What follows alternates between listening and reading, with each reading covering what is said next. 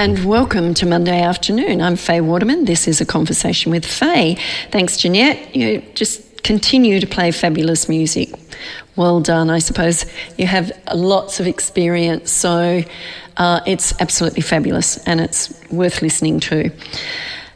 I hope you all had a great weekend and enjoyed that really, really hot day of 38 plus, and there are a couple of more days coming in the next few days that are going to be almost as hot. So make sure that you keep lots of fluids up, drink a lot of water. If you happen to be sitting on the beach, make sure you've got a hat on or something so you protect yourself a little bit from the sun. It's really important that you do that. But go in the water and enjoy yourself. Now today, my guest is online, as they are when they're somewhere else in the country. And Lorna Hollinger is the founder and CEO of Australian Tapping Institute. She trains people from around the globe in a modality known as EFT. Tapping together with life coaching, and we'll learn more about that as we go. She's also an Amazon best-selling author of Thank God He's Gone, and we'll learn more about that book too. It's the Smart Woman's Guide to Getting Back Your Personal Power and Reclaiming Your Confidence, a personal empowerment book for women. And we could reverse that and say it's a personal empowerment book for men too. It could be. You never know. Welcome, Lorna, and thank you for your time. Thanks, Faye. Thanks for having me. It's wonderful to see you again. It's my pleasure.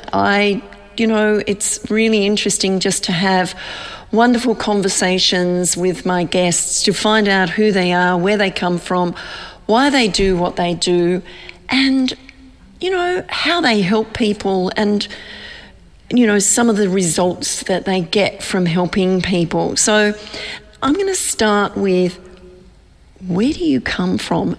I'm not even going to start there. I'm going to go right back and ask you, who inspired you as a young person?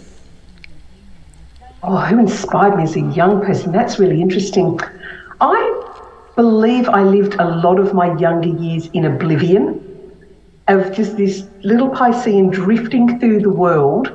We were an immigrant family where there was mum, dad, 2 kids, and that was it. So there was no aunties, no uncles, nothing in this country. So to say who inspired me, I don't remember ever looking up to anybody till I was probably in my teens, and my mum had a Nutrimedics party, and this lady came with glamorous makeup and hair and this bag of makeup, and I was like, oh. And you loved it. And I must have been about 16 until that happened, because prior to that I'd had messy hair, didn't care what I looked like, didn't care what my clothes were. I just seemed to be this bumbling through life, I think. But there's nothing wrong with that, and being a kid and bumbling through life and just doing whatever happens on the way, that's a good thing. You can reflect back on that and what good things came from it, what fun you had, all the experiences that you had. So what was the inspiration that this woman gave you? Let's share a little bit about that. What did she give me? I think it was the first woman I'd really seen who oozed this confidence. As I said, we'd been an immigrant family, very kind of insulated, not a whole lot of us here in Australia. My mum's and dad's friends had worked in factory jobs, didn't sort of work in offices, certainly didn't go to work with high heels and makeup or any of that sort of stuff. And in walks this woman who just oozed confidence. And glamour. I think that's the thing. I can still picture her, that she just had this presence about her. And did that inspire you to want to dress up and put makeup on and do your hair and do all that sort of thing after that? It it probably very much started in and around there because I did have my own little Nutrimetics account. I had my own little, I think my first business was an Avon business. You know, Mum took the catalogues to work and people bought things and miraculously things happened and I got money from Mum. I'd never quite worked out how it happened. Clearly she was running the business, not me. But it went to her work. She worked in a factory. All these women bought stuff. So inspiration-wise, yeah, it really did. And it was once I started, because I left school quite early, so 15 and 9 months, I've got a job in the bank. I'm out in the workforce. And that's when I've gone, I can have things. I can do my hair. I don't need to have this messy, wiry, curly thing that controls itself. I can actually do something with it. That was my hair. It was just everywhere. That's mine now. I couldn't even run my fingers through my hair. It was just so knotty and unruly. And then I found that there was this thing called a hairdryer. And then it could straighten your hair. It's like, oh. And then there was colours. Like, oh. And then clothes. I love clothes. I love texture. I love clothing. I love fabrics. That's my thing. Fabric, clothes and shoes. Colour. You like colour? Definitely colour. I have a plain colour T-shirt on, but I have bright beads and I wear a lot of red and it's all got to be colours. Yeah, and you feel good in it, don't you? When you actually dress in the way you feel comfortable, you actually feel good and you walk differently, you present yourself differently, your body language is different when you have or feel that confidence in yourself. Yeah, and I would love to see more women venture out and put on a colour and just see what it feels like out in the world. Take off the black and put something on and just go, do I feel okay? Do I feel safe? Can I carry this colour off? Because I think many people get very self-conscious about other people looking at them when they've got something bright on or something colourful or something that catches the eye. Embrace it because it's not about anybody else or what they think. It's about how you feel inside and out. And I have some very bright clothes that I wear. Absolutely. I remember my son is, I think he's 28, 29 now. If he's listening, he'll kill me for not knowing how old he was. And I remember saying to him as a young baby, a toddler, will you look after mummy when she's old? And he turned to me and he said, will you still be wearing those bright coloured clothing? I said, probably. And he just sighed and said, fine. He wouldn't have been in school yet. I have to share a story with you. I know a lady and she's 90 and the way she dresses is absolutely fabulous. She wears all these different things and she looks fabulous. And my granddaughter was with me and we were in a store and doing some trying on and doing all that sort of stuff. And I said to my granddaughter later, I said, how old do you think she is or how old do you think she looks? And she's thinking away and she said, 81. I'm thinking, how did you get to that number? And she said, I don't know. But she didn't look 90. She carried herself, she presented herself beautifully. She had fashion from Italy and Croatia and France and all those places where we're behind in fashion. And it was just brilliant and an absolutely gorgeous woman to boot, you know? Yeah. And looked fabulous. And I think older women, if they dress, they don't have to dress old. They need to dress so that they feel good about themselves. We all do.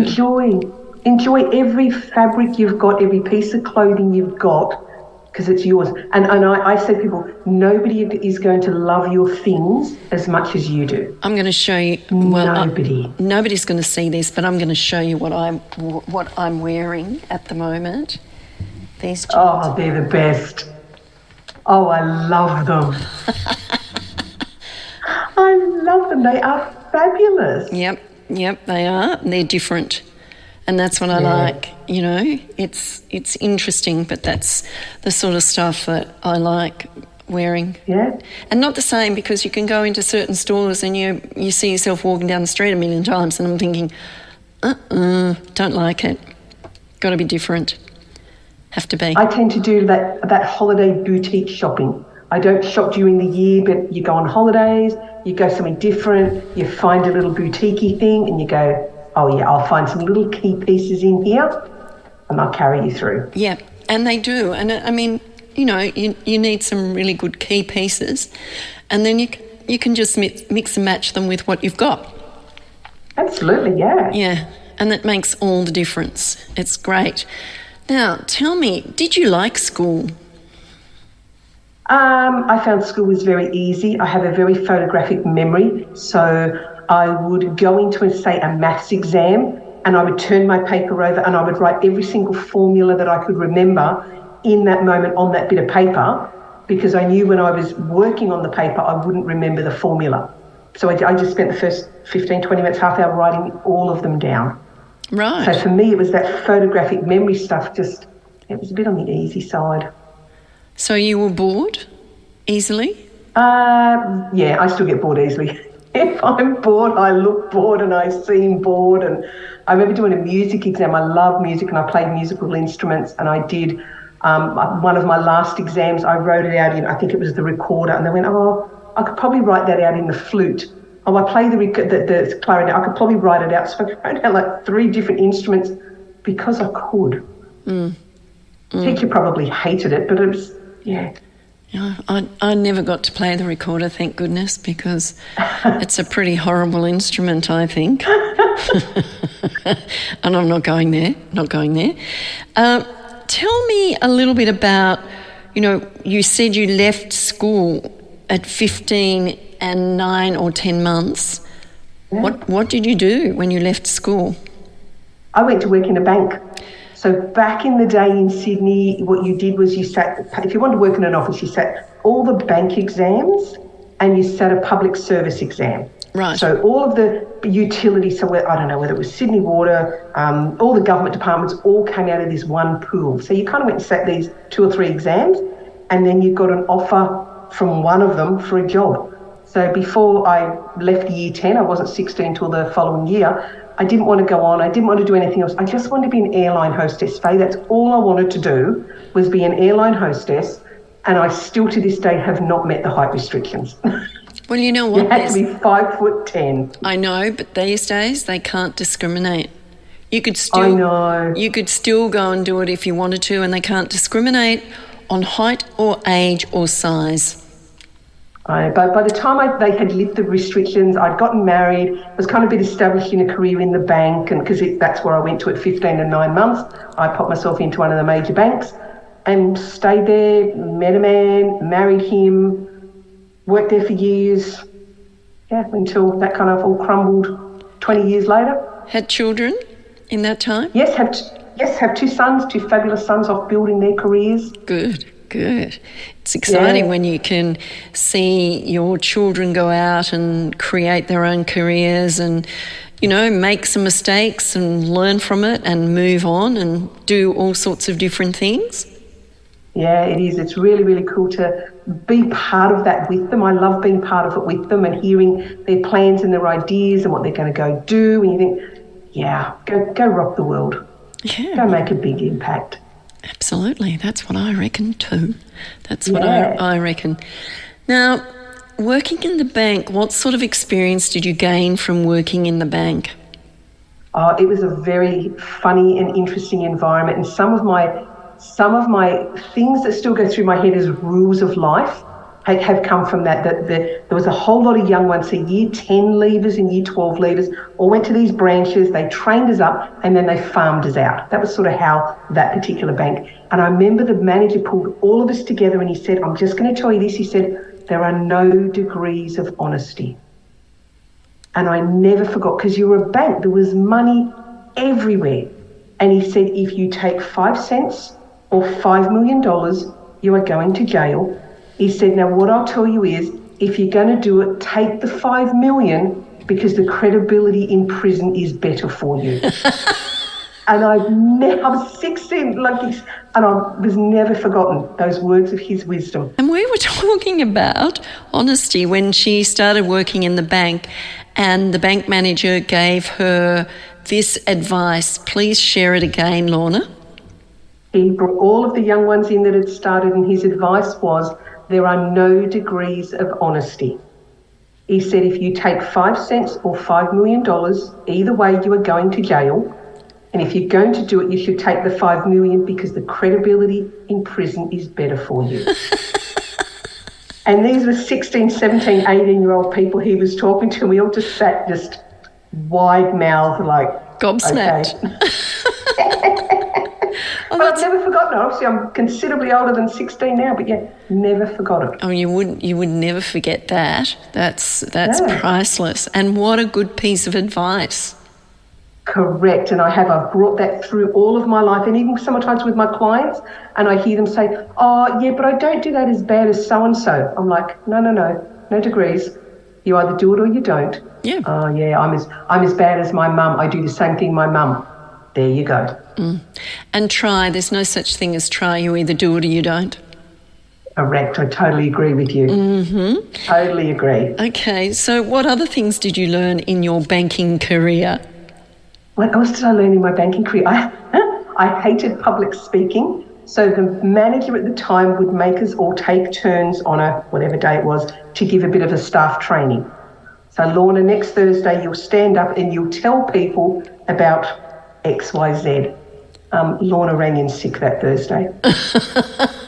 He was livid, the boss was. But the fear of speaking in front of people far outweighed knowing he was mad at me, and I'd cop it the next day. But I didn't go, and I did it twice.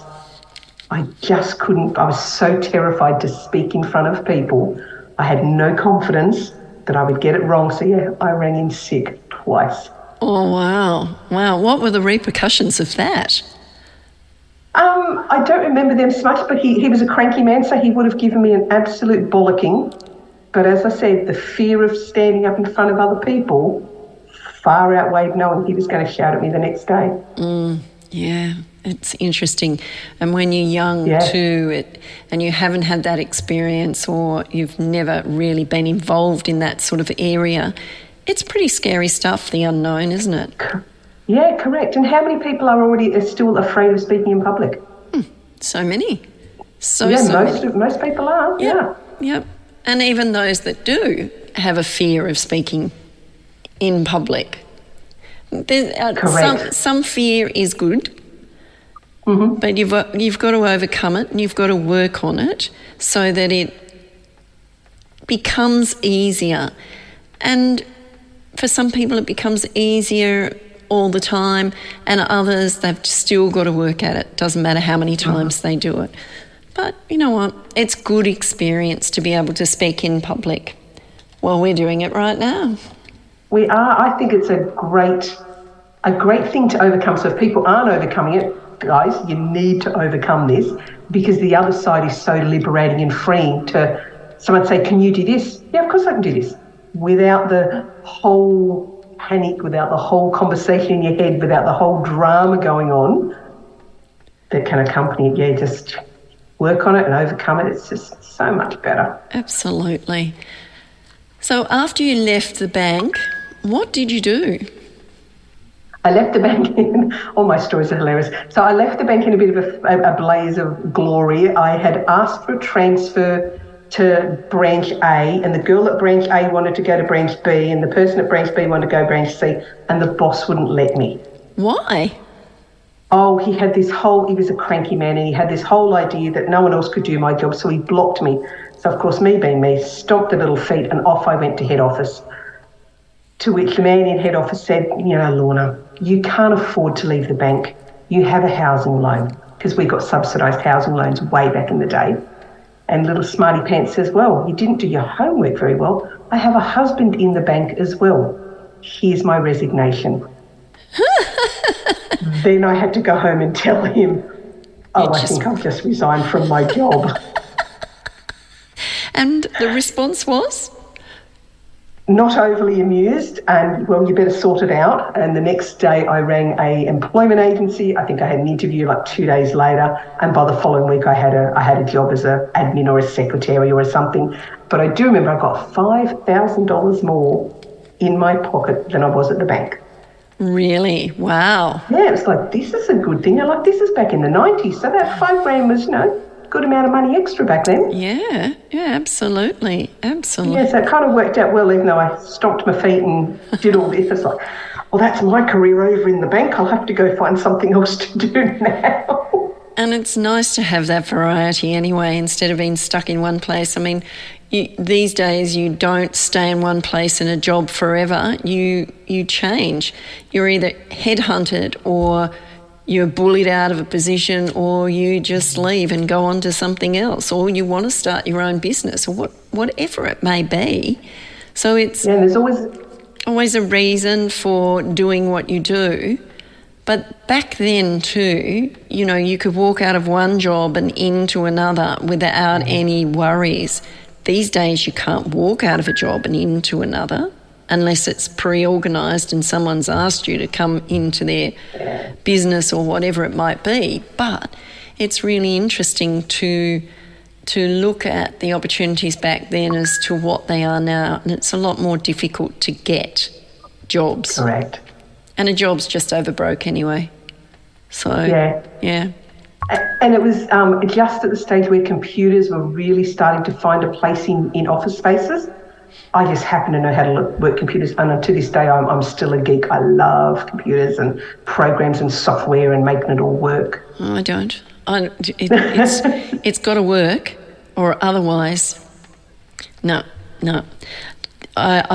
If I can't do it, I'd like someone else to come and do it for me and make it easy, because I have no time or patience for that sort of thing. I'm just a plotter. I learnt way back when the computers first came out with the Mac little thing with the big clunky keyboards and that sort of thing. But it was interesting. After you'd finished in that, what was that experience like, working in a new position for you? It was very, very different. I'd come from, I said, banking, which was very stoic, very stable, very, we had lots and lots of rules, into a sales department of a local company.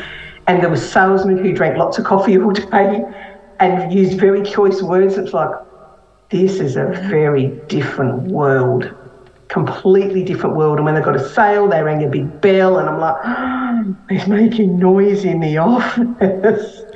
It was such a culture shock to go from that extreme to, I said, banking, very, very stable, very quiet in those days, and, didn't dare raise your voice. And it's still very noisy. Still probably is. It probably is, yeah. Yeah. Yeah, it's a very different culture, that banking to, but they were just mad. They were salesmen, they were loud, lots and lots and lots of coffee during the day. Oh, dear. And these great big bills. So, that was really interesting, because it was also a space where in the bank people didn't lose their job, whereas in this company, I remember there was this girl who Friday afternoon, she was losing her job. Oh, really? They were going to give her a check and that was it. She was out the door.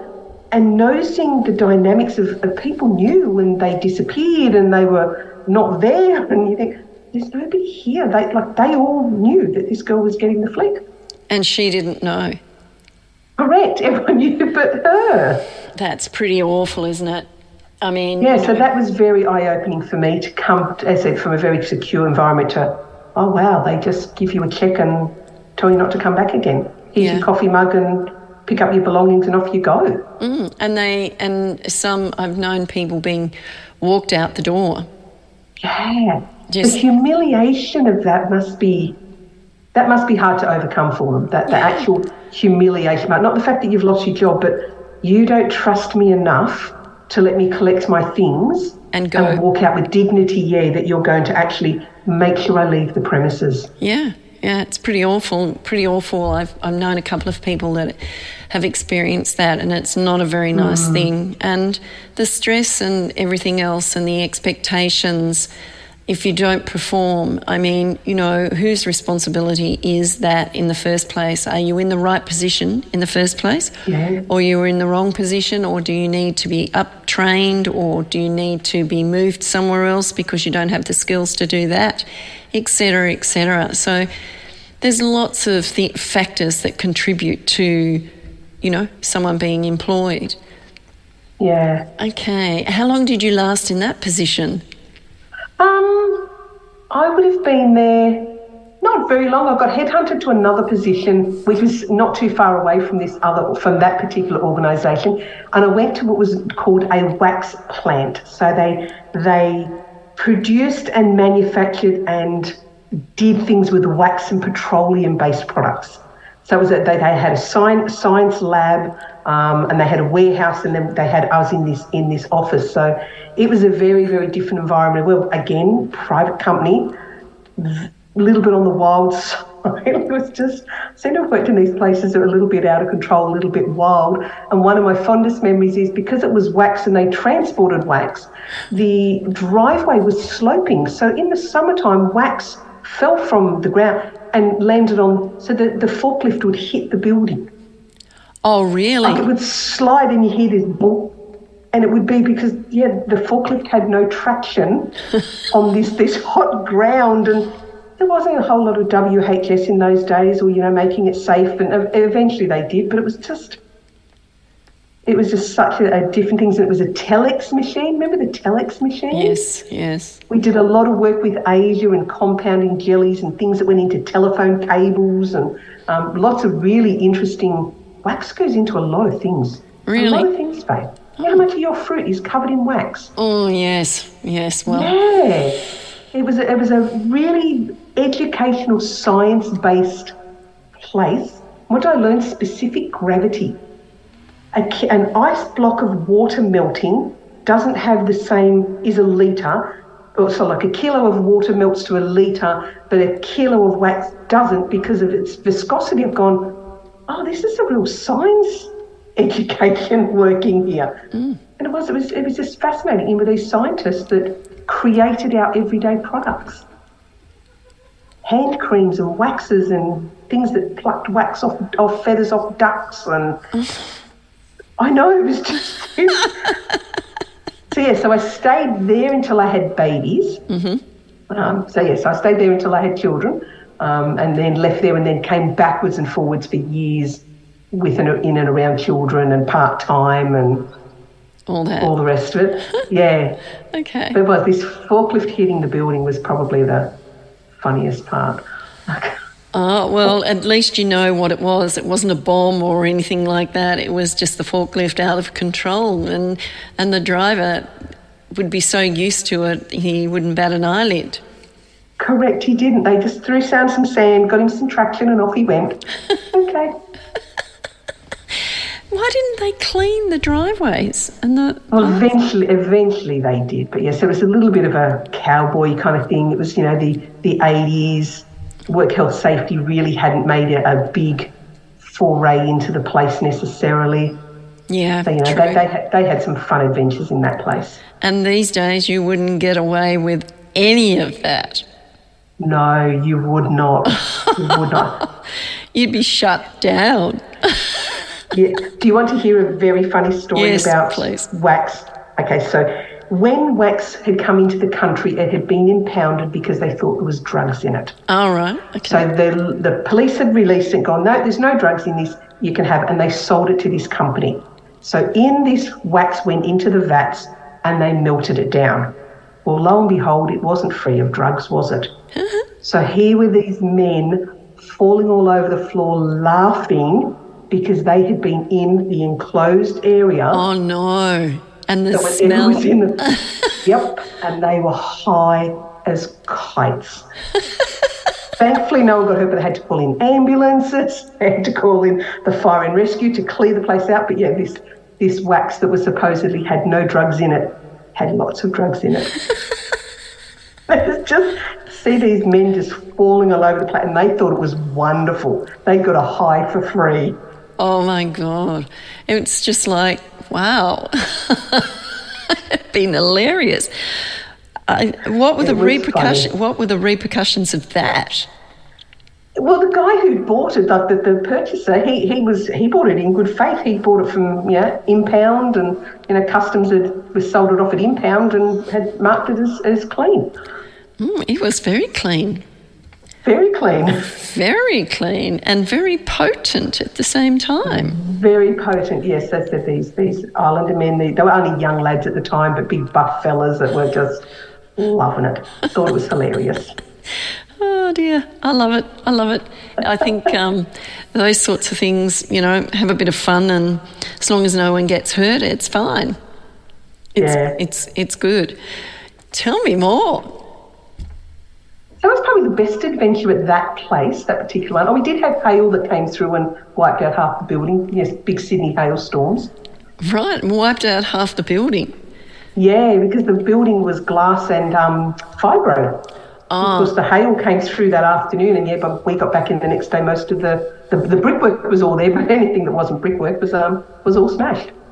And was it asbestos? The fibro? No, it was not asbestos. No, thankfully it was not asbestos. But we spent the next 2 days cleaning up our office. There was no one brought in to clean it up. You had to do it yourself. That's a tough gig. Yeah, tough gig. They would have been able to claim on insurance, wouldn't they? Or would they? I expect they would have, but somebody needed to clean it up so we could get back to work. So you had to do it yourself before you could get back to work. I don't know. Seriously. You just think back to those days. It was so different. Completely different. And if I reflect back on my time doing all the different jobs that I did as I was growing up, and getting... My first job was in a milk bar. In a milk bar when I was about 14, serving milkshakes and Chico rolls and toasted sandwiches. It was with such disdain. So much fun. But you know what? It gave me a bit of pocket money, so that was all right. Yeah, but, oh God, I loved a good old Chico roll. Can you still buy them? I don't know. I have no idea. I don't know. They're not something I would buy. No. I've seen something similar, and maybe, I don't know what they are. No, I'm not even going to say they're a Chico roll. Who knows what they are in the window of those shops as you walk past. Yeah, no, I couldn't tell you, but I had a girlfriend whose parents owned a big shop, and they had the fish and chip side of it, so we'd have Chico rolls and ice creams and all the junk food that you could possibly eat. So, yeah, pretty amazing. But back then, that's what it was. That's what it was. How'd you feel? Yep, so true. And we're coming up for a break in a minute, but we'll talk about your book. And that probably in the second half, talk about more experiences that you've had and how you got into, doing EFT. Maybe we can talk about that after the break. What is EFT to start with, so people, the listeners, understand that, and how it can help them if they're in stress or feeling unwell or whatever it could be. But we'll go for our break and we'll be back in a moment. 1 in 6 older Australians. Oh no, on the line, I keep going to say in the studio. It'd be nice. I like having people in the studio. Last week I had one online and one in the studio, and that was really interesting to actually have that experience, because it taught me something new that I could do. So it was great. Now, Lorna, let's talk about EFT and what it actually means and what benefits you can have from working with an EFT practitioner. Absolutely. So the first thing I love to share with people is, and ask the question is, what do you do when you pick up a baby? It goes on your shoulder and we pat it. Or do we tap it? We tap its little back. Yeah, we tap its little back and we tap under its bottom, because as humans we instinctively know that rhythmic tapping on the body sends a calming signal back through the body. So we already know that it works. So EFT stands for Emotional Freedom Techniques. Its pet name is tapping, so either EFT or tapping are the names that it comes up with. And it's a talk therapy and an activation of meridian points on the body. So the meridian points are the same as acupuncture, the same as acupressure. It's just where the energy circuitry runs, and we know that we can activate it in certain parts. So if we're having a conversation with a practitioner and you're talking to them about what's bothering you while you're tapping on the points of the body, it helps to rewire the thought as being scary, bothersome, upsetting, triggering, and that's the whole purpose of it. We have so many triggers in our general day when we're engaging with other people. We have a thought pops into the head. He said, she said, they did. All those things trigger that fight or flight in the brain. So the more of the triggers that you work on and don't have anymore, the calmer your energy circuitry is during the day. You don't feel overwhelmed and stressed. Can you do this to yourself after you've had a few treatments and things? And when you say you're tapping, you would be tapping on your body at the same time you would be teaching the client to tap on their body at the same time and the same meridians? So was it initially when it was first created, it was a self-help tool. Right. Okay. It took some time for them then to be recognising the power of working with a practitioner.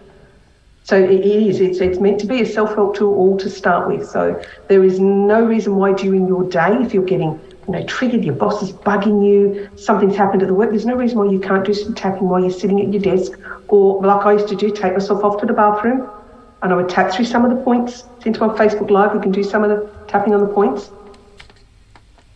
So we just start at the top of the head, we come down and down. Oh, okay.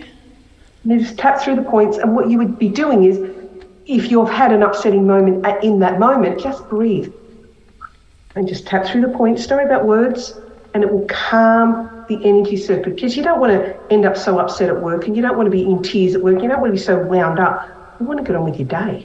You want to get on with your day wherever you are, don't you? It's exactly. Not just at work, but it's anywhere that you are. You need to get on with your work and enjoy your day instead of being stressed and uptight and thinking, I just want to get out of here, but I can't. I need to stay here, so I may as well be able to have a calming effect over me so that I can continue my day and do what I need to and feel better about myself. Correct.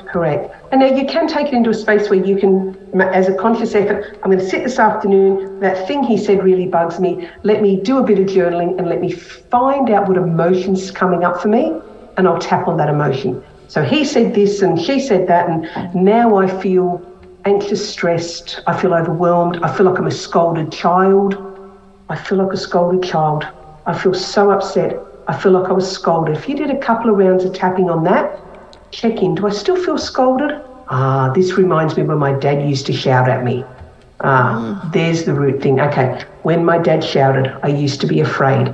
And now you're back to, you're at that root cause of why that upset you. I'll do a few rounds of tapping, so, tap to here on that. Okay, now when my boss shouts at me, I don't feel so triggered now because I've dealt with the root cause. It reminded my body of when my dad used to shout. And isn't that interesting? The root cause of what causes these things as we get older, that, you don't really remember as you get older, but there are things that trigger whatever it is. And you don't think about that root cause, you just think about what's triggered whatever and how you feel in that moment.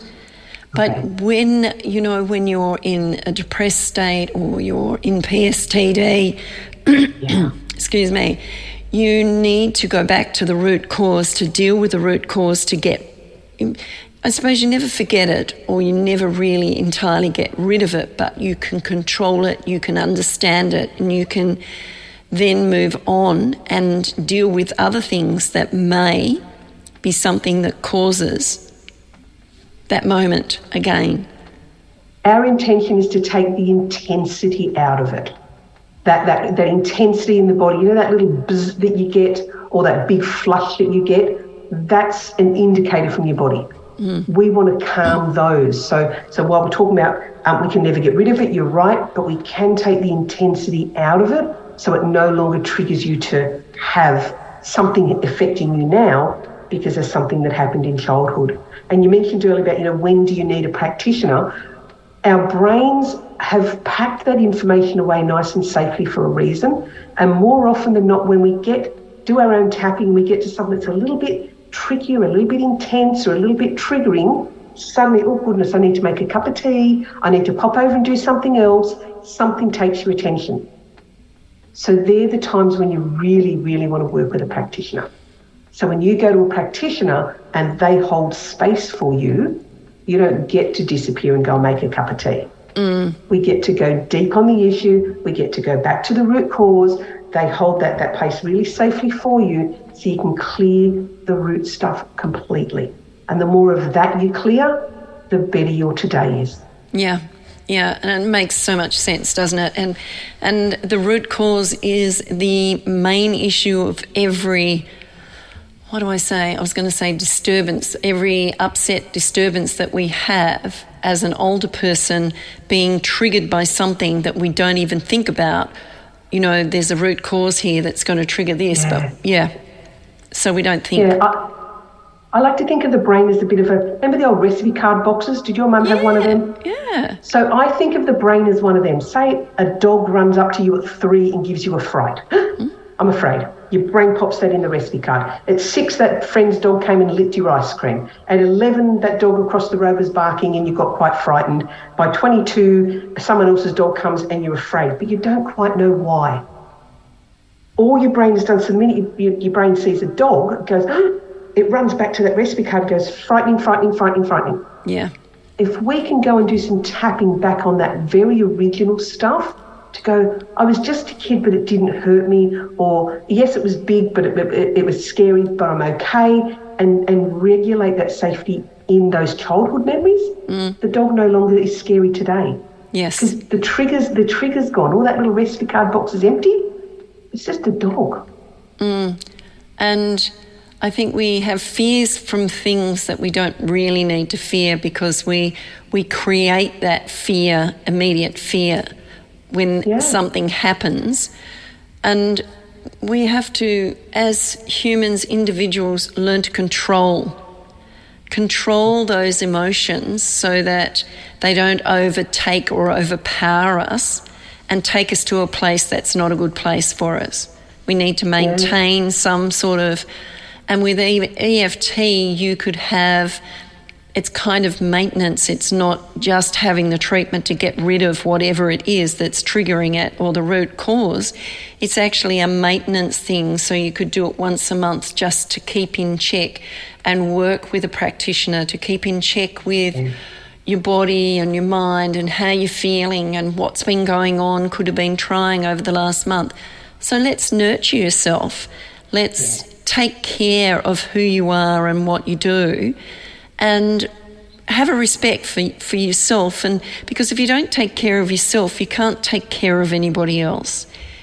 Correct. If you're in an emotional state and it's not a good place for you, then you need to do something about it. And there are so many beautiful modalities out there to do this, and lots of them complement each other. So you could do an EFT 1 month and you could do something the next month and go back to EFT. It depends on what you need at the time, but there's some beautiful modalities out there. Yeah, and find one that fits for you, that you enjoy doing. Because let's face it, going to look at some of our childhood stuff is not really something we all love to do. No, there's a question I have, and that is, how do you find a practitioner? What do you look for? What sort of questions do you ask when you want to find a practitioner that is right for you? Because not every practitioner can be right for you. But Correct. What do you need to know and what do you need to ask to find out? One of the core things that we focus on, because I run a school, so I teach people EFT, I'm very focused on how much of their own work are they doing. We can tell when a student comes through the school and they're not embracing doing their own work and sorting their own triggers and their own stuff. because what seems to happen is they won't go deep with their clients. They almost like stay on the surface, and they just don't dig because they're fearful to dig their own stuff, so they're not going to dig somebody else's stuff. So the sort of questions I would be, how long have they been doing it? Maybe what are some of their success stories? Like what are some of the stuff that are their success stories that they've had? And it may sound invasive, but how much of their own work have they done? And get a sense of how much of their work have they done. And then if you have a session with them, find out how competently and confidently they hold the space for you. And I think also you can get a gut feeling as well. Yes. Whether trusted. Yeah, whether that person is right for you. And not everyone is right for you. So, if they feel that you're not the right client for them, and it works both ways. It doesn't just work one way. If that client isn't right for the EFT practitioner, that EFT practitioner can refer them on to someone else who would be appropriate. Correct.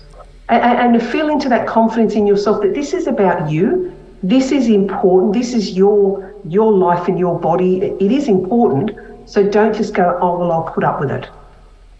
Find somebody else, go to someone else and ask the questions. Because it's worthwhile you get someone who is your person, the work you guys can do together and the speed with which you can do stuff is phenomenal. It really is. It's one of these, EFT is so experiential, it's hard to explain to somebody the transformation that you can have that's different to talk therapy and different to some of the other modalities, because it is talking about what's going on and regulating it, and talking what's going on and regulating it. Yeah. It's such a different, it's just so experiential, it's so different. And I think, go to a practitioner and experience it so that you can have a better understanding of how it works. Yes. But at the same time, if you feel that practitioner isn't the right one for you, then you can ask them to refer you on to someone else. And that practitioner must, if they're doing their job, refer them on to somebody else. Yeah. I think, absolutely. And that's the integrity of the practitioner, to have the confidence and the competence of who they are. Yes. Of being okay to refer, Yeah, and you know what? And that person that they refer probably might be working with another practitioner, but it's not appropriate for their friend. But the person that they didn't work with could be appropriate for them. So there's a referral back and forward there. Yeah. We find that in the school with more so on the Facebook, the private group, that people will, hey, I've got a client that's after blah, blah. Has anyone got some specialisation in there? Or so anyone focusing on there, and can anyone help? Or it's my friend, can you help with? So it's not, people working with people who are too close to them. Yeah. And I'm just got a friend who needs some help in a certain area, so I've just referred her. I can't do it. It's not my forte at all. And I wouldn't work with a friend anyway, because I just don't think that's appropriate, really. So I've referred her on to a practitioner that's dealing in the modalities, and it's not EFT, because it's something completely different that she needs. Yep. But it's really interesting to look at, and I have so many conversations, so I can refer people to so many different people. Of course, yes. When you're having that conversation, and it's really interesting to learn about these modalities. So I have a basis. I don't say a great understanding, but I have a basic understanding of how EFT works, so that then if I see someone who needs that, I can refer them. Yeah. And it's just my favourite tool. I've looked at lots and lots of different modalities, but this one just hits the mark for me, which is obviously why I started a school, because it just lights me up, gets me excited. But I could tell you, when I first found out, I thought it was the biggest load of hoo-ha on the planet. I absolutely thought it was rubbish. Like, how on earth can you just tap on your body and stuff's going to go away? And I was such a science head, and it wasn't until I sat with a girlfriend who was trained and I thought, this is amazing. Captive audience, she took me through a session. I was the client, she was the coach. I've got to get credited in this. I have to add this to my clients. I already had life coaching, NLP, thriving practice, but this stuff, it was the game changer in my business. Yeah. And, you've got to experience things, don't you, to know how it works, because you can't say, oh, that's hoo-ha or whatever. You can, but I think you need to experience it before you make that comment. And if you think afterwards, yes, that was hoo-ha, it didn't make any difference to me, it probably did, but they didn't realise it. And be open, and that's what's important. It's about being open to receiving a treatment, or be open to looking at different things and seeing how they work. Because if they don't work for you, they'll probably work for lots of other people. So you go find yourself something else that works for you. And there are so many things out there that do work. But, correct. Yeah, and when I first heard about EFT, I'm thinking, what the hell's that? What do they do there? They just tap on the body, And and you can practice. I don't know a lot, but I can have a little tap, and I don't know whether it's working or not. I need a bit more experience in that. But I think it's rather soothing. Get it wrong. It's rather soothing. It's very soothing, because we know for the body, because that's what we do to our babies, we know it works. This rhythmic tapping on the body actually soothes the human body. Well, the experience, and I never thought about it, we're coming up for the news in a minute, but the experience, I had my grandson who's 7 months old, and I had him up on my shoulder. What was I doing? You were tapping him. Isn't that interesting? Yeah. I never realised. I don't know how to do that, whatever. We all do. Never realised. Or people sit there and we're all tapping because we know that it's comforting. Yeah. That's very, very interesting. And we're talking about all sorts of things, but we're talking about EFT, which is a tapping modality which can heal you and get rid of the root cause of whatever is causing you pain, stress, or unhappiness. And it's a really interesting thing when you dive a little bit deeper into it and understand what this modality actually does for you. And you can also nurture yourself. You don't have to go to a practitioner all the time, but it is good to have one that you go to on a regular basis because it's nurturing. But also, in between time, you can be nurturing yourself and doing those things to you if there is ever a time that you're feeling a little bit off, and you can tap yourself back into a place which is more comfortable. Is that right, Lorna? It is. Yes, we advocate for practitioners, but remember, EFT was developed as a self-help tool. It's on the end of your own fingers, so a practitioner isn't going to touch your body. You still touch your own body and tap on your own body. So you go to a practitioner, you learn the techniques, and then you can work on your own stuff, whether that's between sessions or you only have the one session, off you go. It's meant to be ready for you when you need it without having to worry about making an appointment next Thursday. Because often when you make an appointment for next Thursday, the thing that's bugging you right now has kind of passed. You've buried it, you've got on with your day and your week, and you pushed it aside. You haven't dealt with it necessarily, but it's kind of gone because that was in that moment. Yeah. So what got you into EFT and starting up a school? But what was the emotion, what was the trauma, what was it that made you start using EFT, Lorna? So I was already a life coach and NLP practitioner, so I had a fairly thriving practice at that point. A girlfriend was quite insistent that I learn it. I said I thought it was a bit hoo-ha, but captive audience at her home, and she let me experience it. And I just fell in love with it, and I could see whether setting the goals with clients and working on their plans and what they wanted to do, EFT helped me with my clients to get rid of the blocks to creating those plans. What were the sabotaging behaviours they were doing? What was it? They said they wanted to do X, but they came back next week and hadn't done it. It helped to get rid of all of those blocks and the limits and the conversation in their head. So that was where I started I need to get this added to my clients fairly quickly. So fast forward a couple of years from there, and my second marriage, had started to crumble in and around me. And that's where I was determined I wanted an EFT practitioner to actually help me through and support me through my divorce. I knew it was coming, I knew it was going to be traumatic, blah, blah, blah. So that's when I started to go and look for someone I could work with. I couldn't find anyone in Sydney. I interviewed a couple, I didn't think they were trained to the space that I was comfortable with. Maybe I have high standards, I don't know. But it really led me down that path of, well, if I can't find them, that means nobody else can either. How do I grow my own? So that was back in 2015, 16, when I sort of started into, I think I'd like to train people in this, and started to look at that. And then I trained the traditional way. By 2018, geeky me had gone, I think I'd like to go online. There has to be a way to stop people having to fly in from all over the country, wait for me to put a training on. There has to be another way.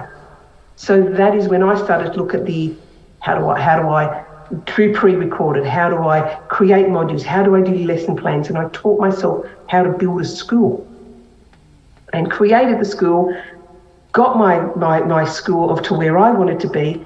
In the midst of all that, I met these amazing women who wanted to change the world, and met these amazing people who have become great friends, and they've gone through my school and they stick around, they still work with us. So that was really where it got grounded for me, was at that beginning part of that divorce, and knowing I needed support. The first one I had no idea I needed support. The second one I knew I did. I knew what I wanted it to look like, and I knew to seek it out before I needed it as well. That's very rare, to be able to know what you need before you need it. Yes, it was. And that's a really interesting, what do I say? It's really interesting for someone to be so savvy and understand and know, I need this now, not later, because the trauma is going to happen. It's happening, but not in the way it's going to happen later. So I need to get myself in a place where it's not going to be as traumatic as it would have been. Yeah, and maybe because I've been through divorce the first time, I'd gone to a counsellor, I spoke to her, I paid her $100 20-something years ago for an hour, and I spoke to her every week, and I got angrier and angrier and angrier. Why? Nothing got resolved. Because it was just talking. It was just talking about the same thing, and nothing got shifted and moved and resolved, and I don't know, I just got angrier. So I knew that's not where I wanted to go. I knew I wanted something different to that. Yep. And I knew, because I was already had started my school and started in the industry and started to check out, I knew that I could find someone. Yeah. It's interesting, isn't it, that you see these things, these needs, and it's really fantastic when you get a group of women. Are there many men that do tapping, or Not in my school. I seem to attract mainly women. We have had a few men that have come through. We've had sort of 3 or 4 that have come through and gone off to do some amazing work. Yeah. But no, it's for us, it's primarily women who answer the call and decide that this is the healing work for them.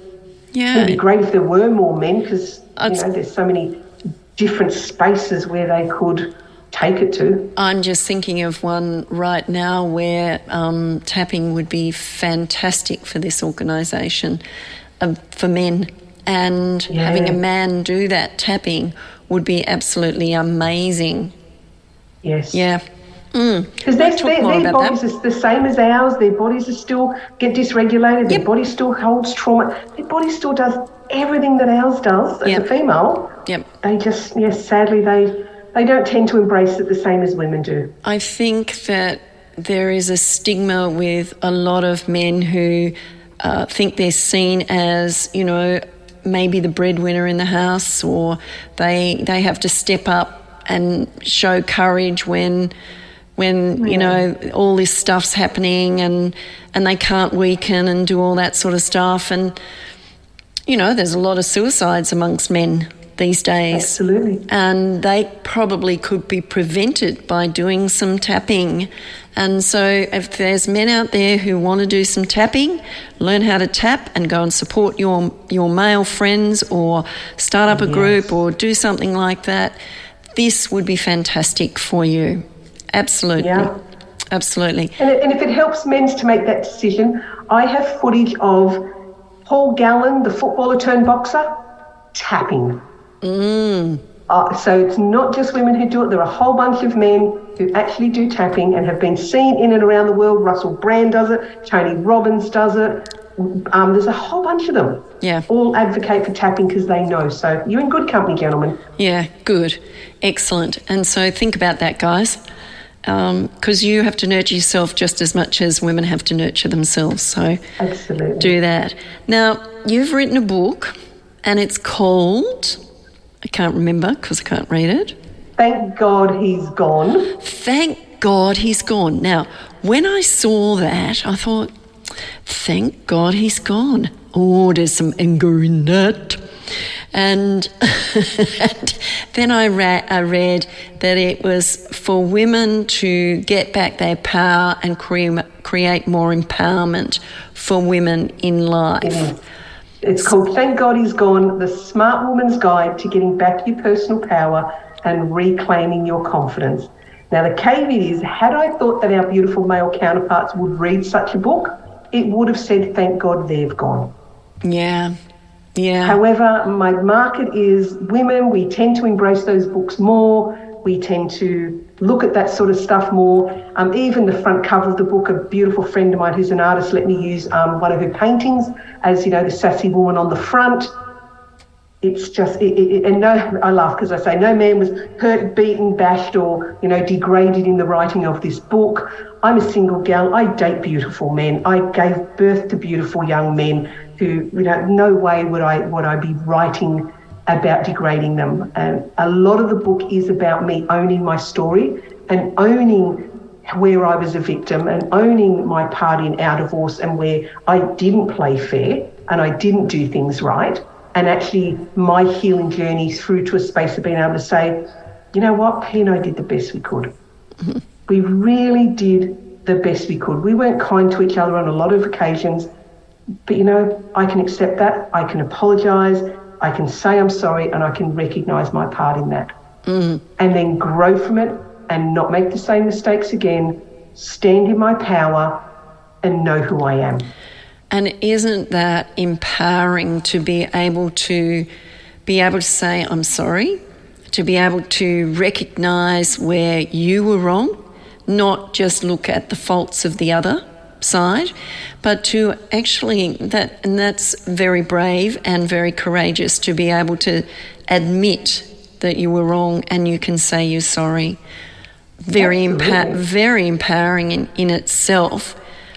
So what sort of things did you write? Because I haven't got a copy of the book. I'll have to get one.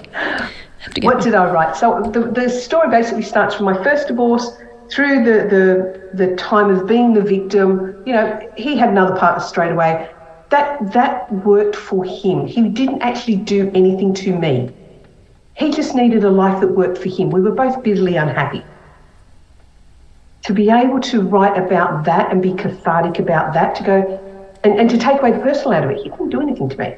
He did what was right for him. So it then takes us through that, through my healing, through into my children, into my second divorce, or my second marriage and into the second divorce, and all the parts that were the triggers in and throughout that.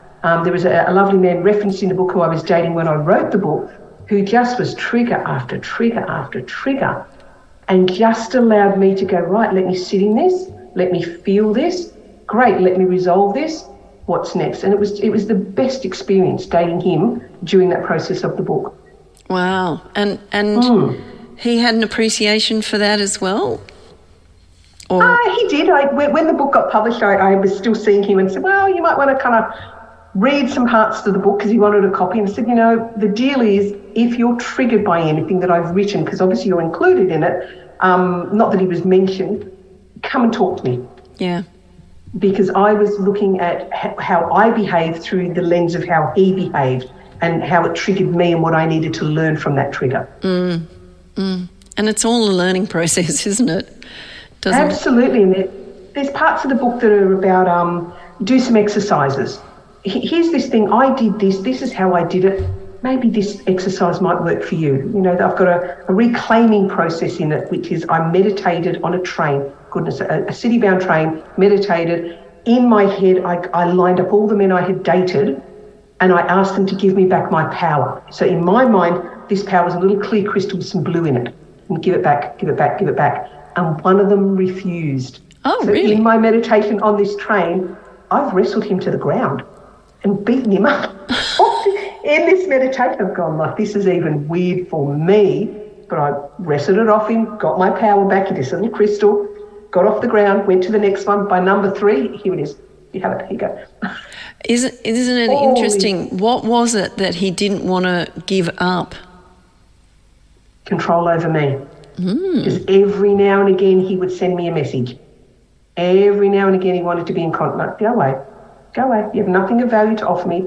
Go away. I've been able to get that power back from someone who, he was quite narcissistic, to get that power back and to know that this is mine. And yeah, sure, it's a symbolic little piece of crystal, but that was the symbolism that worked for me. And I love everyone to go and find the symbolism of what your power is, line them up and ask for it back. Take it back, little tiny chunks of it, because we give it away when we don't put our own needs first, and we give it away when we make them more important than us, or we give it away when, that bugs me, but I'm not going to say anything. And tiny little pieces. Isn't that interesting when something bugs you and you don't say anything, because what happens with that, it festers and gets bigger and gets blown out of proportion. And you look at it and you think, why did that happen?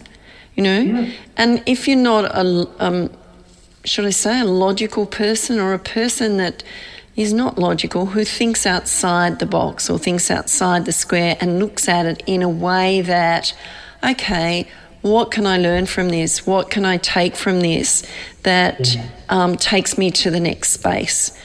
And I don't have to worry or deal about any of that. It's really interesting that we as women have to take our power back and look after ourselves before we can look after somebody else. And it's not about controlling anyone. It's about actually controlling our own emotions, our own health and well-being, our own, we have to care for us first before we care for somebody else. And I say that often. And as women and as parents, we feel guilty because of our upbringing, that, we feel guilty because we are doing things for ourselves first.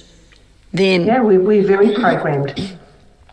And you were saying you volunteered, in the break you volunteered and did EFT. Can we talk about that? Are we able to talk about that? Absolutely, yeah. Am I allowed to say who I volunteer for? No? Okay, so it's a charity that started up in Sydney, and it is for survivors and victims of childhood sexual abuse. It's a very, very, very sad topic. We would love to all do so much more of it. That's my pay it forward space. So I do volunteer work with them, and I work with whoever they send me, whether it's the children I get to work with or the parents. Usually I get to do tapping with the parents, and I start to, you mentioned earlier about guilt and stuff like that. These parents have usually got such an element of guilt. How did I not know? What else is happening? And I work with those while one of the other people in the voluntary space works with the children who have been impacted. And it's quite an interesting, to see these people, and they ask themselves, why didn't I know this? Why didn't I know what was going on? But it's such an, how do you describe it? It's such an underlying, secretive way of, I don't know how to explain it. It's, makes me sad. It makes me extremely, extremely sad. And like I'm part of the committee for this organisation, so myself and one other woman are the only two that haven't actually had that particular trauma happen to them. So it's very interesting being in board meetings and hearing the stories of these people and them telling the stories of the people they work with. And it's really hard not to sit there and go, God, really? This is just otherworld. Yeah, and it is. Absolute otherworld, yeah. And you have no idea the trauma that they went through as that child, but you have no idea of the trauma that they've gone through all their life and the guilt and the silence. And, I've had conversations with people on here, on my show, that have come out and said that they'd been abused.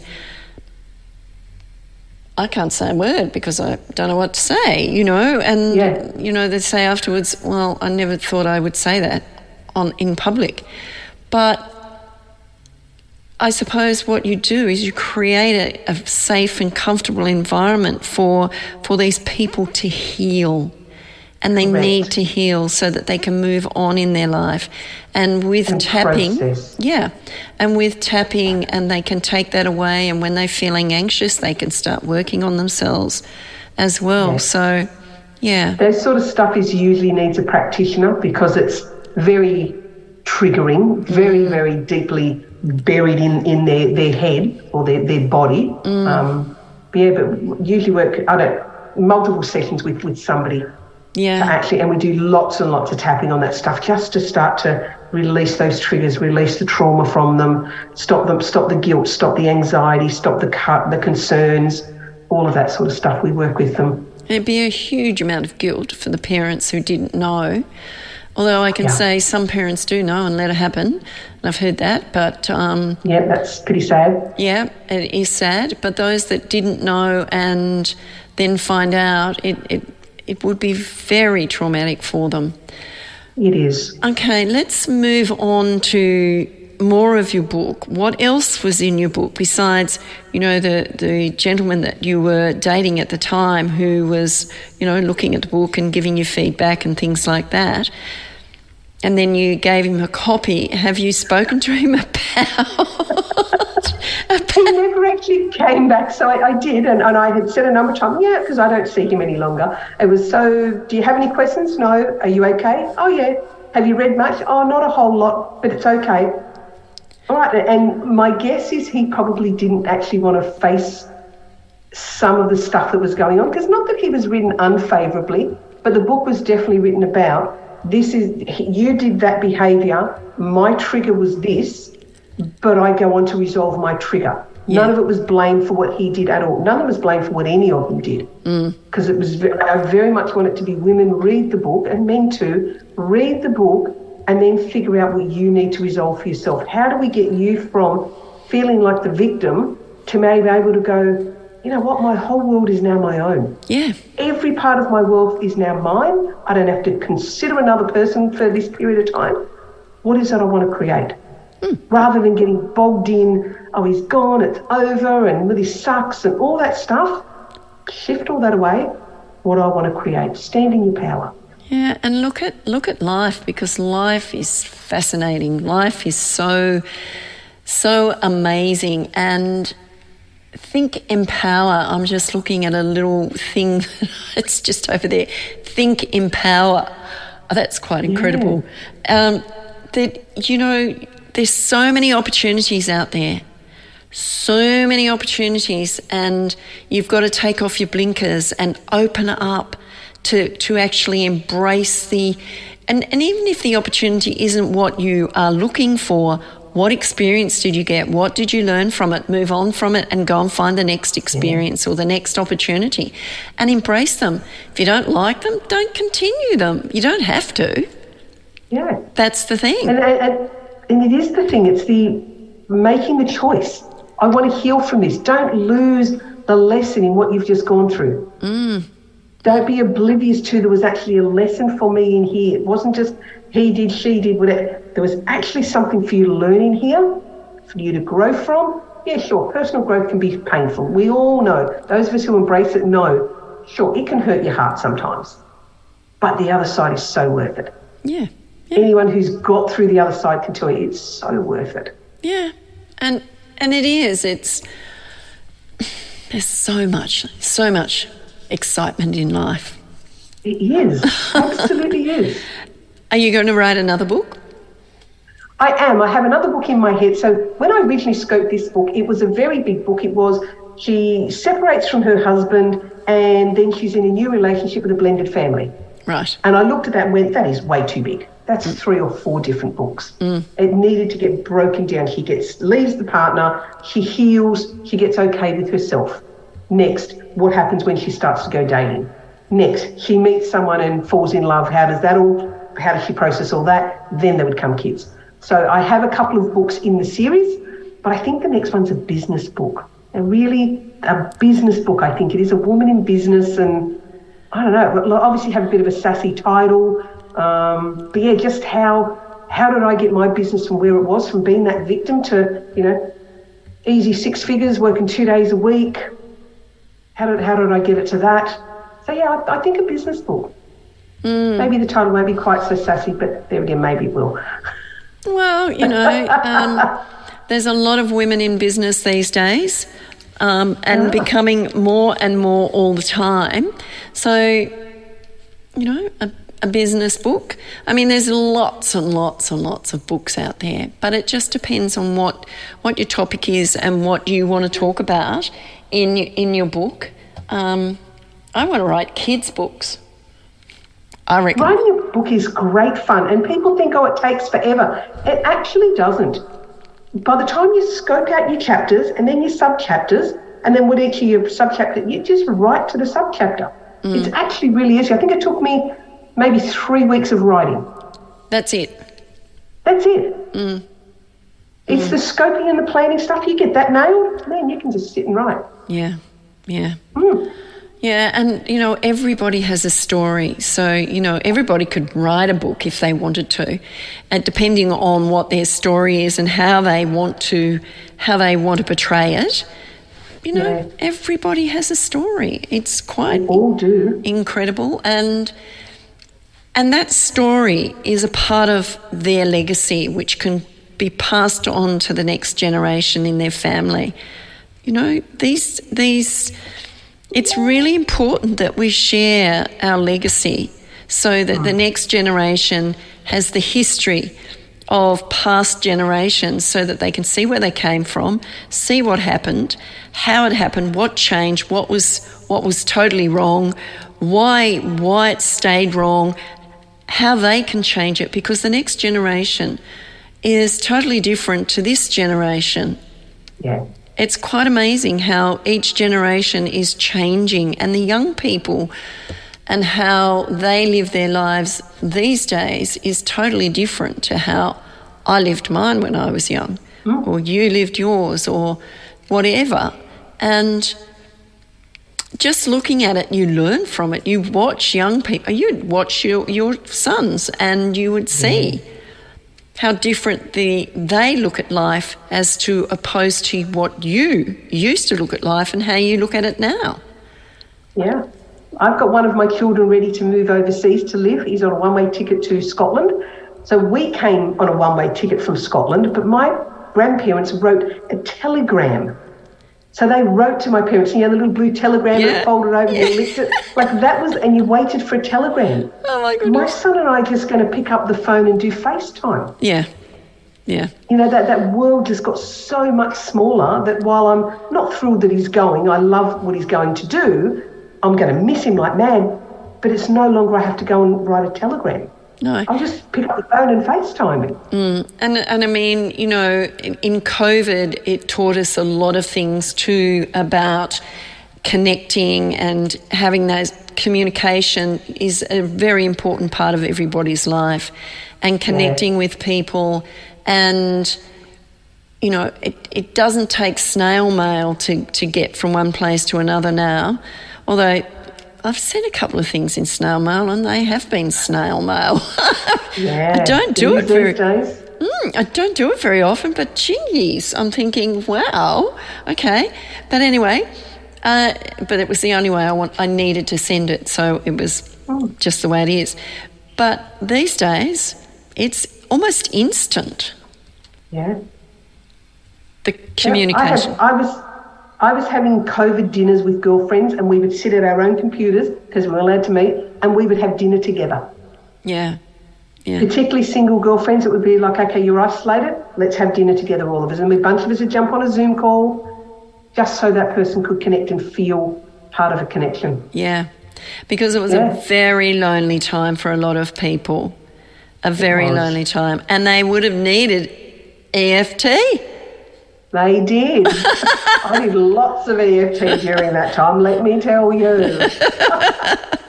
Lots and lots and lots of EFT. Because it was a lonely time, because we were, and particularly here in Victoria, biggest lockdowns ever. Absolutely. And you look at the experience, and I think the last lockdown, and I'll keep saying it, the last lockdown was the worst of all of them for so many people, for everyone, I think. No, I know, for everyone, even me, I could get out and I go for my walks and I go for my bike ride and do a little bit longer, further than 5K, but anyway, nobody knew, doesn't matter. I wasn't hurting anyone, I wasn't even near anyone, and, people were doing things to keep themselves normal. Yeah. And they needed someone to nurture them. They needed that connection, that communication. And a lot of them didn't get it and now are going through trauma of mental health issues. Yeah.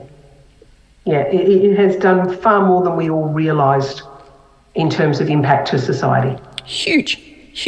Yeah. And it's very sad that that's what's happened. And I'm not going to go any further because... No, you were the poster children of the world. No. So, Lorna, tell me what sort of, when you're working with clients and they, you see, do you see instant changes in them when you're working with them for the first session? And over a period of time, do they keep coming back? Or is it a regular thing with some people just to have it all the time, once a month, once every 6 weeks or whatever? So I do top-ups with obviously people in the industry, and we have share sessions where we know that our personal mental health is, so we do swap sessions together with people who are at my level. So yes, there are plenty of us that do that. But in terms of just you on your own, yes, I'd love to see people do more of it on their own, but yeah, you need someone to get into what's really going on. Because if people are overwhelmed and I'm very overwhelmed, and just tap on that, they're not into enough of the detail. Yeah. It's just not going into anything deep enough that's going to transform. So I've got someone sitting in front of me and they've come in with, give an example, I had a young girl who was coming in, she was terrified of frogs. The young American girl I worked with, terrified of frogs, and she was a primary school teacher. No, kindy teacher. How many kids for show and tell brought in frogs? She just was out the room. She said, it's impacting my career, I can't do this. I worked with her on the frogs, and in one session, we only did the one session, we unravelled that the frog phobia wasn't hers, it was her mum's. There were frogs in the garden shed, and the idiot stepfather locked her in the shed with all these frogs. Once we could do some tapping on the trauma and the anger on him being an idiot and what she thought of him, and then sitting basically in there with the frogs, she goes, I'm not even afraid of these frogs. It was more the panic of being locked in was the problem. Yeah. So that transformation for her, she went from one session and she could go to school and she was okay with those frogs because the frog problem wasn't her problem. Yeah. Her stepdad was the problem. Yeah. So you can see very, very, very quick results when you work with a practitioner. I had another client, she hadn't been out of the house in 3 months. She rang me and told me she was agoraphobic, worked on the phone. Now, we tapped with her and it was, pick up your keys. Are you feeling tense? Yeah, I feel it in my chest. Let's do some tapping. She's held her keys and we did some tapping on the keys, on her body and tap. Okay, take a step towards the door. Okay, you're feeling stressed. Oh, I'm at the door. I'm touching the door handle. I'm feeling stressed. Okay, let's do some tapping on that. And we just calmed her at the door handle. Then open the door. And we just walked her step by step through each of the steps. In 45 minutes, she's out on the front footpath on the phone. And she hadn't been out talking to me. She hadn't been out on the footpath? 3 months. 3 months? Now, this woman had a toddler. Grandparents were taking the little one to preschool and the little one to swimming lessons and dance club. She was missing out on all of that. Wow. Because she was just so, I mean, it ended up being about her in-laws, but the session was transformation enough to go, right, let's get you out the door. And she was ready. Wow. Just by tapping on it sequentially. We didn't even talk about being on the footpath. Here, what's happened when you've picked your keys up? What's happened in your body? My chest is tensed. Great, tap there. It's interesting.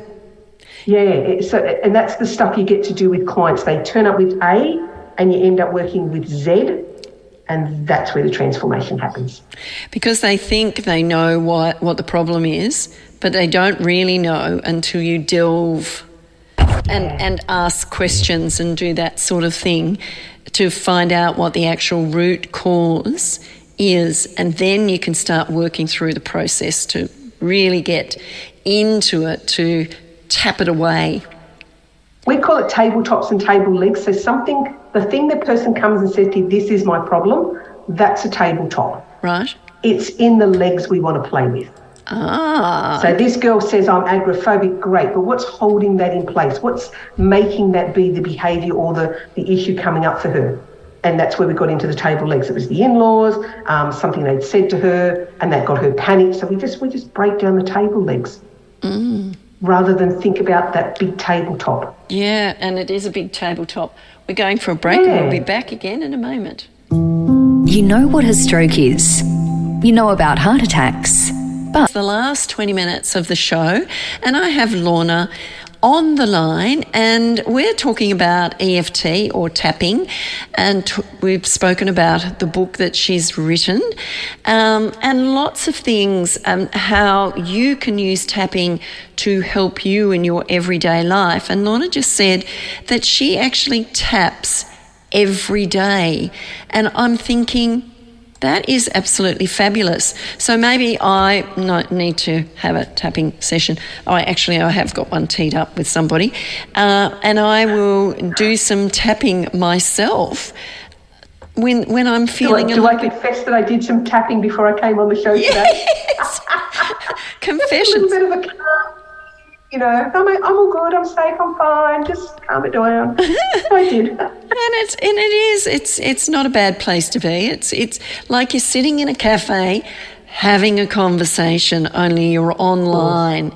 And the environment's safe. You're in a safe environment, I'm in a safe environment. If someone comes in here, I create that safe environment for them and they're comfortable and we just have a conversation, and that's what it's all about, creating that environment wherever you are or whoever you're with that is comfortable and safe to be. Yeah. We don't do enough of just being me. No. I'm very guilty of being very, very busy all the time. I don't spend enough time being just me. How do you change that? What advice would you give to people using tapping as a resource to just be me every day, even if it's for 5 minutes? What would you say?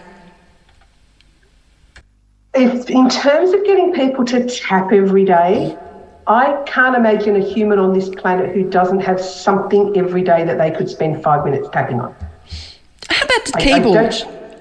I don't think we're in a bubble enough to say nobody does. So for me, things like even just a thought that comes into my head. That person's popped into my head and I don't really want them in my head anymore. I literally tap on that. They triggered me. I know they did it, blah, blah, blah. I don't know why I'm thinking about this. But I am thinking about this and it's in my head and I really like to process it, and I'll just let it go. I'll just process, and I might just do 1 or 2 rounds on something as simple like that a thoughts come in my head. I try to catch everything before I get to overwhelm. If I get to overwhelm because there's just too much to do, get up, move around, walk around and just do some tapping. My chest here, my sort of collarbone here is my favourite, because it's so easy. It's the hand. I don't have to think about where the point is. I just have to. So you just do it on your chest or just on your collarbone? On your collarbone, because the big meridians run through both sides. So there's two that run through here. So this captures all of them. Okay. And some of my mentors are quite, they hate when I show people this, but it literally is just too easy for people not to have to overthink anything. Just calm and rhythmic. If you feel you want to see something, I am safe, or I am fine, or I am okay. Just repeat. And it's interesting because our thoughts, we get what we think about, and sometimes those thoughts are in overdrive and exaggerated, and that's when we need to do a bit of tapping just to realise that we can calm that and really get to the root cause and say, I don't need this stress. I can remove that. It's there in the background, but it's not something that's going to come up all the time. And if it does, you can have control over it. And most of the things we all worry about doesn't come true anyway. How many things have we overthought about goodness knows what down the line? That never even comes to fruition. It's so wasted in energy that we do it. It is, isn't it? It is. It is. You know, I go walking in the mornings, and that's my meditation time really, because it's dark at the moment, but it's silent. I hear the water, I hear the birds, I look at the sky, and I walk, and there might be a few people, not very many, that will be running or walking dogs. And it's such a peaceful time of day. And sometimes when I start walking, I start thinking, now what do I have to do for the day? What do I have to do? And then I say, no, not thinking about that. It's my time just to be. And that's my be time when I'm walking. And absolutely love it. When I was walking this morning, it was just like, wow, the water was calm, the clouds were dark, but I got photos of them because they're always magical. They're just magical to me. And, and there is just peace in it. Yeah. And if I, on the other hand, walk to tap. You walk to tap. I go out with a purpose of, right, I need to clear this and I need to move. And I'll go out with something in my mind, and I don't tend to tap on all the points. I'll tend to tap just here. As I'm walking, hand is down, and I'll just tap along that soft side of the hand while I'm walking. And that part of the hand there, what is it that... It's another tapping point. Right. It just happens to be another tapping point that we use. So you don't have to tap on everything. You can tap on just something. Yeah. Yep. Yeah. It's interesting, isn't it, that you can... It's so easy, and nobody knows what you're actually... Nobody knows. Nobody knows what you're... I'm going to try that tomorrow morning. I'm going to be...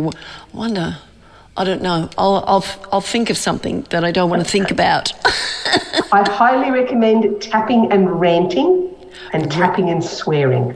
Oh. When your anger is that volatile and coming through that much, tapping and, I said, swearing...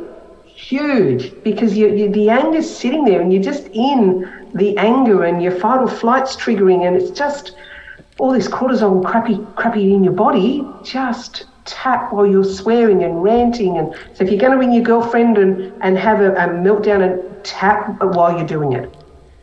Yeah, so you can be on the phone tapping as you're doing it.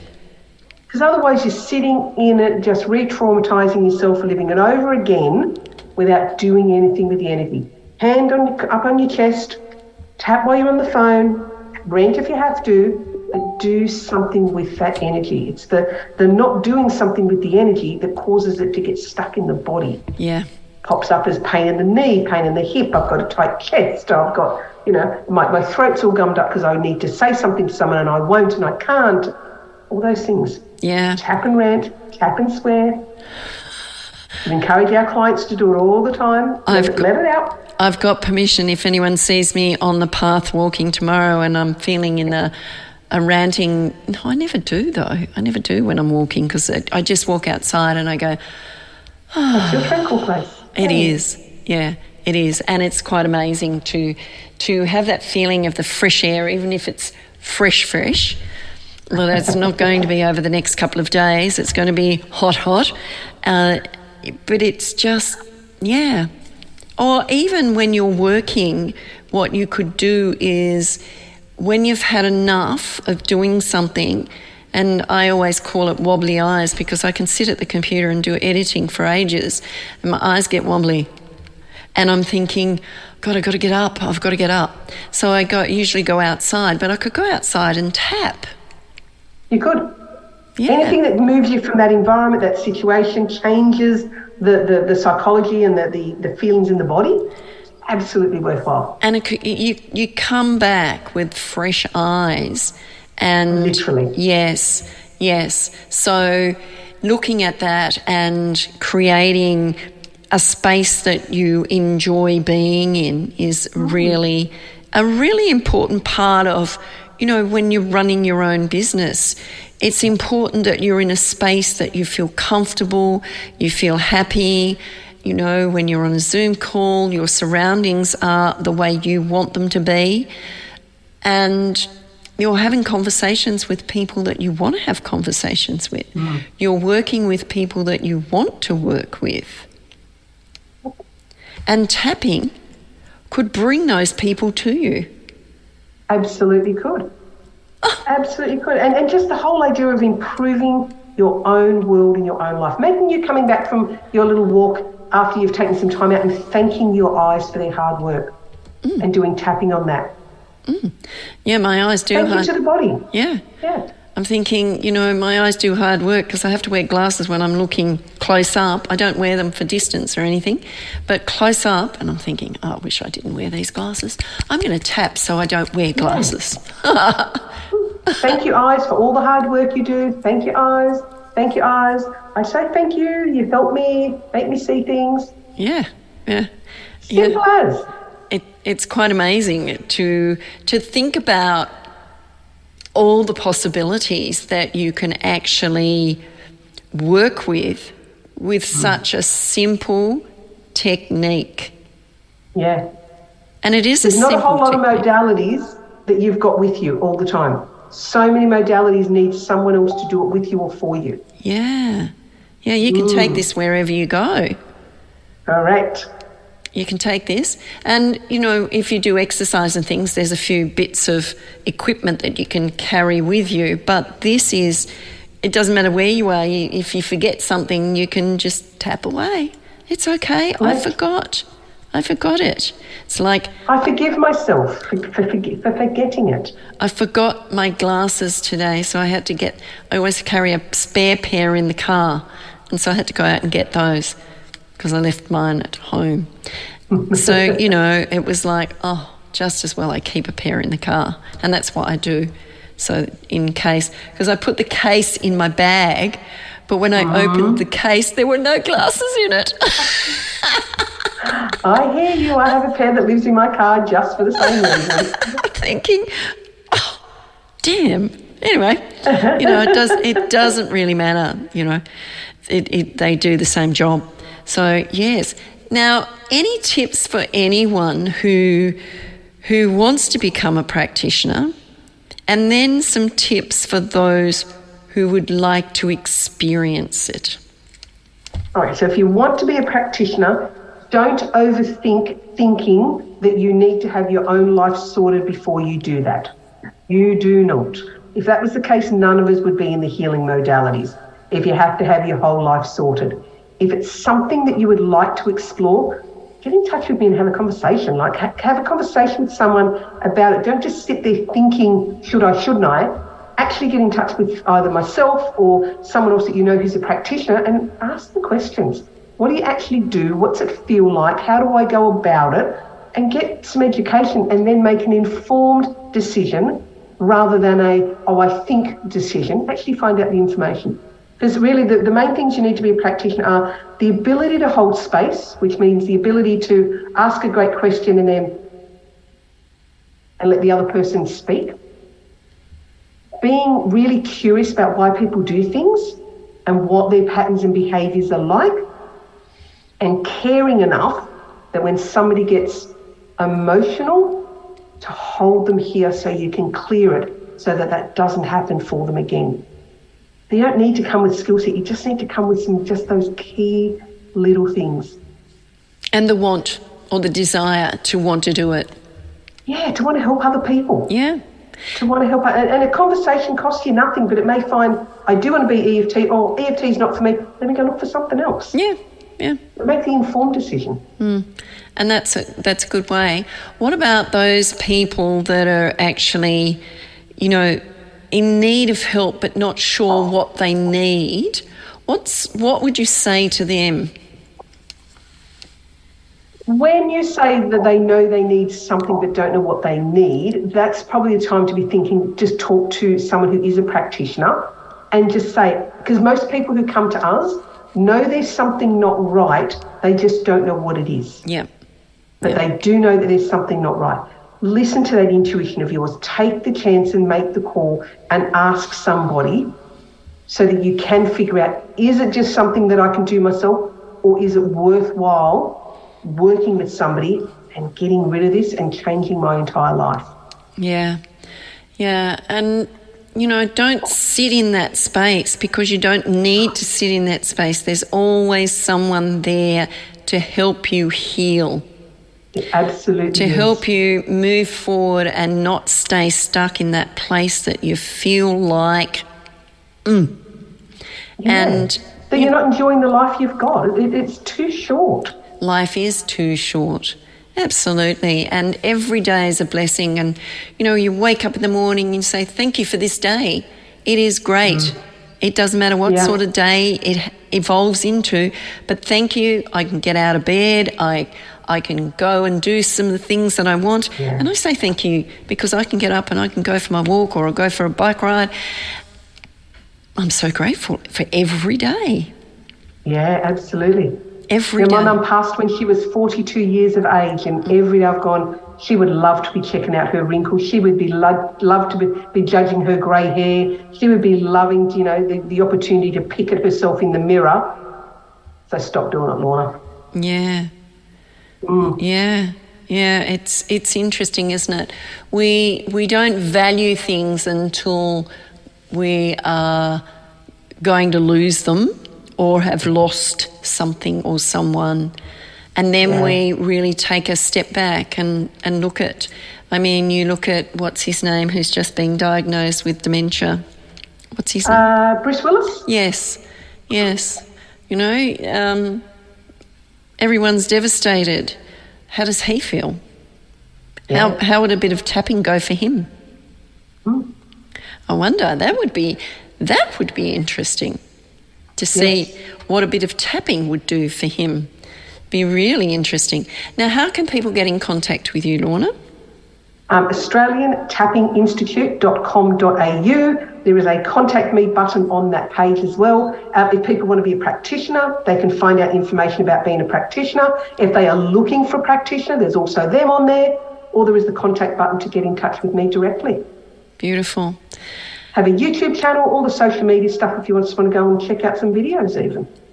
Just to check it out and get a feel for it. And how fabulous is that, to be able to go and check something out, sit back and reflect on it and think, this is what I'd love to do. And you might, you might get inspired to be doing something completely different to what you ever expected to do in your life, and go out there and start tapping and healing yourself and healing others and feeling fabulous about life. And really, really make a difference. That's what I love about our graduates. They're making a difference. And that is what powerful. And that's what life's all about, making a difference for others and having conversations like this. Hopefully it makes a difference for someone out there in the listening world that can contact you and have a conversation if they need some tapping, or if they want to start being a tapping practitioner, an EFT. Absolutely. Yeah. So it's fabulous. All right. We must go. Don't go anywhere. It is time for the news, and it is Monday Mash after the news with Sam. I'm Faye Waterman. This has been a conversation with Faye. Thank you, Lorna, for your time on the show. And thank you, Faye, for having me. And we will be back next week, same time, same place. Keep safe, take care, and have fun. Bye for now. Get in